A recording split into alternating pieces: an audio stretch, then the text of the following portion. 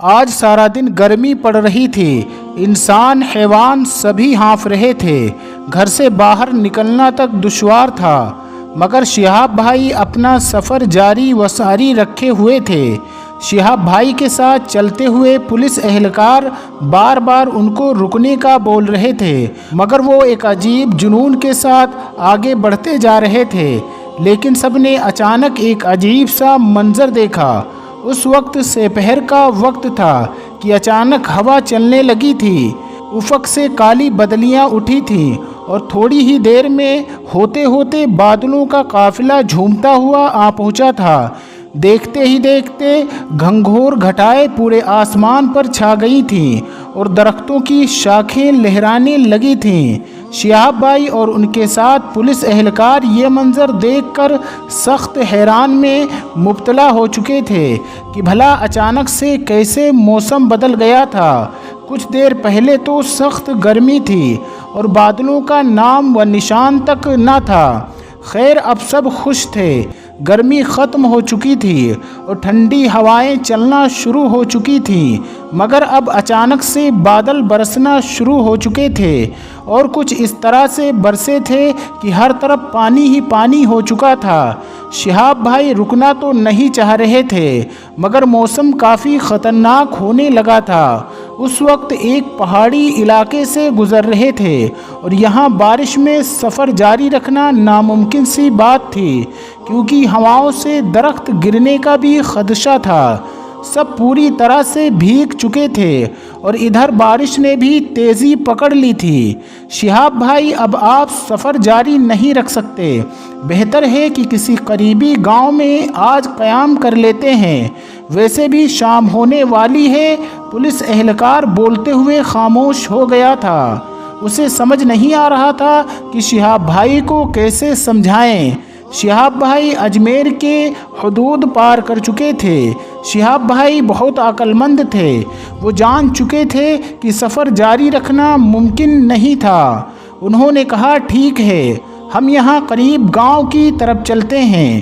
ان کی بات سنتے ہی ان کے ساتھ چلنے لگے۔ بڑی مشکل سے وہ سب آگے بڑھنے لگے تھے، جہاں ایک مقامی باشندہ نے نشان دہی کی تھی کہ اس جانب تھوڑا آگے ایک گاؤں ہے۔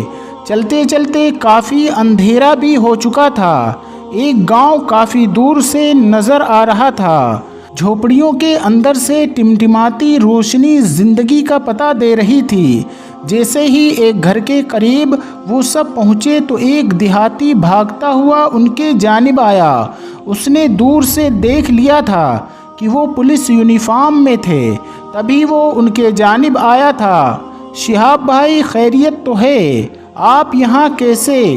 وہ کافی حیران و پریشان لگ رہا تھا۔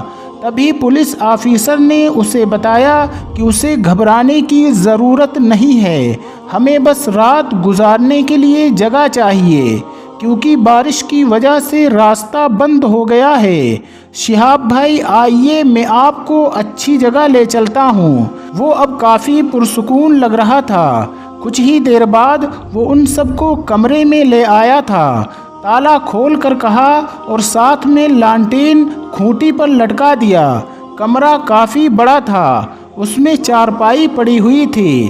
ماسٹر جی کا گھر ہے جو اس وقت شہر گئے ہوئے ہیں۔ ان کے گھر کی چابیاں میرے پاس ہی رہتی ہیں۔ جب بھی کوئی راستہ بھٹک کر مسافر اس جانب سے نکل آتا ہے تو ماسٹر جی اپنے گھر میں پناہ دیتے ہیں۔ وہ سب کو بیٹھنے کو کہہ کر بتانے لگا۔ اس نے کھڑکیاں کھولی تو ہوا اندر آنے لگی۔ کمرے میں بٹھا کر وہ آدمی چائے پانی کا بندوبست کرنے جا چکا تھا۔ شہاب بھائی کافی پریشان تھے۔ آج ان کا سفر رک چکا تھا۔ وہ دل ہی دل میں اپنے رب کو یاد کرنے لگے تھے۔ باقی لوگ جو پولیس والے تھے، جو ہمیشہ ان کے ساتھ رہتے تھے، اور شہاب بھائی جہاں سے بھی گزرتے تھے وہاں کی پولیس ان کے ساتھ ہوتی تھی تاکہ ان کو کوئی نقصان نہ پہنچے۔ شہاب بھائی نے ان کو منع کیا، مگر اسے وہ اپنی ذمہ داری سمجھتے تھے، اور اسی طرح رات بھی ہو چکی تھی، مگر برسات ابھی تک رکنے کا نام ہی نہیں لے رہی تھی۔ ایک آدمی ان سب کے لیے کھانا لے آیا تھا۔ کھانا کھانے کے بعد شہاب بھائی نے اشارہ کیا نماز ادا کرنے کی اور بستر پر لیٹ گئے۔ آج جو ان کو محسوس ہو رہا تھا کہ آج وہ جس گاؤں میں رکے ہیں جس میں ضرور خدا کی کوئی نہ کوئی مصلحت ہوگی، اس طرح کیسے اچانک برسات شروع ہو گئی، جبکہ دور دور تک برسات کا کوئی نام و نشان نہیں تھا۔ کافی دیر تک خیالات میں کھوئے رہے اور آخر کار ان کی آنکھ لگ گئی اور آدھی رات کو ایسا لگا کوئی دھکا لگا رہا ہے۔ شہاب بھائی چونک کر اٹھ بیٹھے تھے اور پولیس والے بھی چوکنا ہو کر کھڑے ہو گئے تھے۔ سب حیرت سے دروازے کی جانب دیکھ رہے تھے۔ یکایک خاموشی چھا گئی تھی۔ شہاب بھائی نے اٹھنا چاہا تو پولیس اہلکار نے ان کو منع کر دیا۔ بھائی آپ آرام کریں، ضرور کوئی جانور ہوگا، ہم جاگ رہے ہیں، آپ سو جائیے۔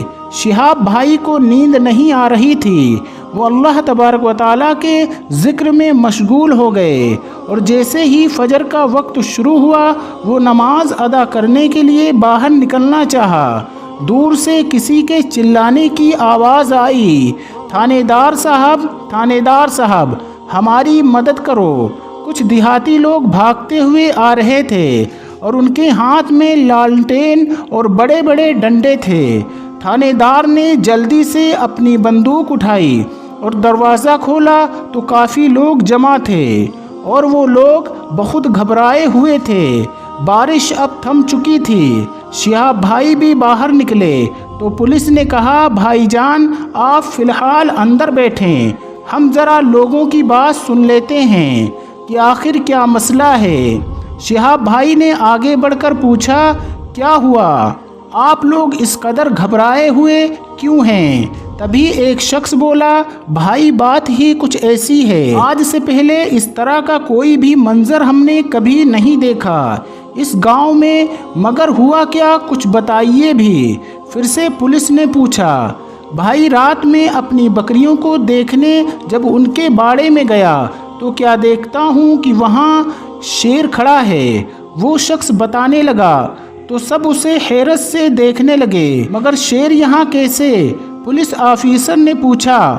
وہ لوگ بول پڑے ہاں بھائی ہم تو یہی کہہ رہے ہیں کہ ہمارے گاؤں میں تو کیا ہمارے اس علاقے کے دور دور تک آج تک کوئی شیر نہیں دیکھا، لیکن آج کیسے آ گیا؟ وہ لوگ بہت زیادہ گھبرا گئے، بار بار پیچھے مڑ کر دیکھ رہا تھا۔ پولیس آفیسر نے فی الحال ان کو چوکنا رہنے کو کہا اور سب کو ہدایت کی کہ وہ اپنے گھروں میں رہیں اور اندر سے دروازہ بند کر لیں جب تک ہم نفی بلوا لیتے ہیں۔ سب لوگ کافی پریشان ہو گئے تھے۔ شہاب بھائی نے کمرے میں نماز ادا کی اور شہاب بھائی یہ سوچ رہے تھے کہ اگر کوئی شیر آیا تھا تو اس نے بکریوں کو نقصان کیوں نہیں پہنچایا، کسی پالتو جانور کا شکار کیوں نہیں کیا۔ یہ خیال نہ جانے کیوں ان کے دل میں بار بار آئے جا رہا تھا۔ صبح کا سورج طلوع ہو چکا تھا اور بادل چھٹ چکے تھے۔ شہاب بھائی نے اپنا سفر جاری رکھنے کا فیصلہ کر لیا اور باہر نکلنے لگے تو پولیس نے ان کو خبردار کیا کہ بھائی جان آپ کا باہر نکلنا ٹھیک نہیں ہوگا، یہاں ایک خطرناک جانور گھوم رہا ہے اور کسی بھی وقت کسی کے اوپر حملہ کر سکتا ہے۔ پولیس کی بات سننے کے بعد شہاب بھائی نے مسکرایا اور کہا سر مجھے اس بات کا کوئی خوف نہیں، اگر میری موت یوں ہی لکھی ہے تو مجھے اس سے کوئی بھی نہیں بچا سکتا سوائے اللہ تبارک و تعالیٰ کے۔ شہاب بھائی اپنا سفر کسی بھی صورت پر روکنا نہیں چاہتے تھے، لیکن پولیس والوں نے سارے گاؤں کی تلاشی لینا شروع کی، مگر کافی دیر تک جب شیر نظر نہیں آیا تو انہوں نے وہاں سے جانے کا ارادہ کیا۔ اسی دوران ظہر کی نماز کا وقت ہو گیا۔ شہاب بھائی نے وضو کیا اور ایک اونچی جگہ پر جائے نماز بچھا کر نیت باندھ لی۔ پھر اچانک سے ایک شیر دہاڑتا ہوا آنے لگا۔ لوگ اسے دیکھ کر خوفزدہ ہو چکے تھے، اور تو اور پولیس والوں سے بندوق بھی گر چکی تھی۔ ایسی دہشت چھا گئی تھی کہ سب تھر تھر کانپنے لگے تھے۔ اور شیر آہستہ آہستہ قدم اٹھاتا ہوا شہاب بھائی کی طرف جا رہا تھا۔ شہاب بھائی اپنی نماز میں اس قدر مشغول ہو گئے تھے کہ انہوں نے بالکل بھی اندازہ نہ کیا تھا کہ وہ اس وقت کس مصیبت میں مبتلا ہو چکے ہیں۔ باقی سب لوگ تو کافی دور تھے۔ شیر کے خوف سے کسی کی ہمت نہیں ہو رہی تھی کہ وہ آگے جا سکے۔ سب لوگ اپنے قدم پیچھے کرنے لگے تھے۔ پولیس اہلکاروں نے بڑی مشکل سے بندوقیں اٹھائیں اور درخت کے پیچھے سے نشانہ باندھنے لگے، مگر وہ شیر شہاب بھائی کے بالکل قریب جا چکا تھا۔ اگر وہ گولی چلاتے تو شہاب بھائی کو لگ سکتی تھی۔ لوگ سخت مشکل میں تھے۔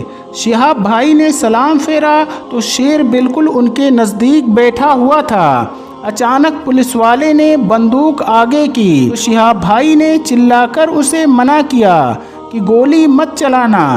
اس بات پر سب حیرت سے ان کو دیکھنے لگے۔ اچانک شہاب بھائی نے شیر کی جانب اپنا ہاتھ بڑھایا اور شیر نے اپنا سر جھکا لیا۔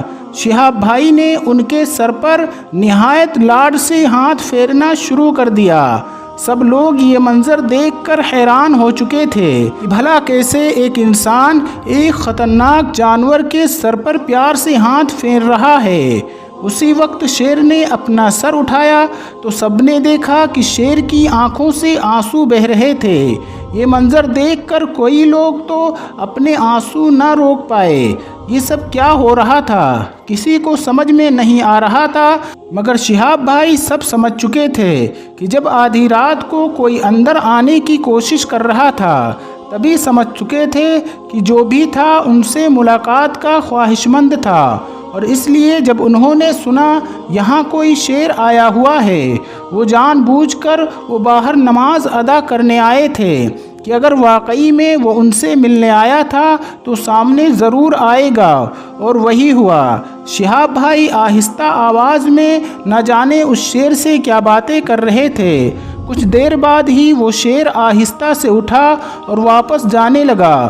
اسی وقت شہاب بھائی نے کہا کہ کوئی شیر کو نقصان نہیں پہنچائے گا، یہ صرف اور صرف مجھ سے ملنے کے لیے یہاں پر آیا تھا، اسے میرا دیدار کرنا تھا، ورنہ اللہ تعالیٰ مجھے اس گاؤں میں کبھی نہ لاتا۔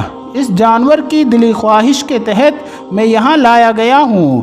اب وہ مجھے دیکھ چکا ہے، اب کسی کو نقصان نہیں پہنچائے گا اور وہ خود جنگل کی طرف چلا جائے گا۔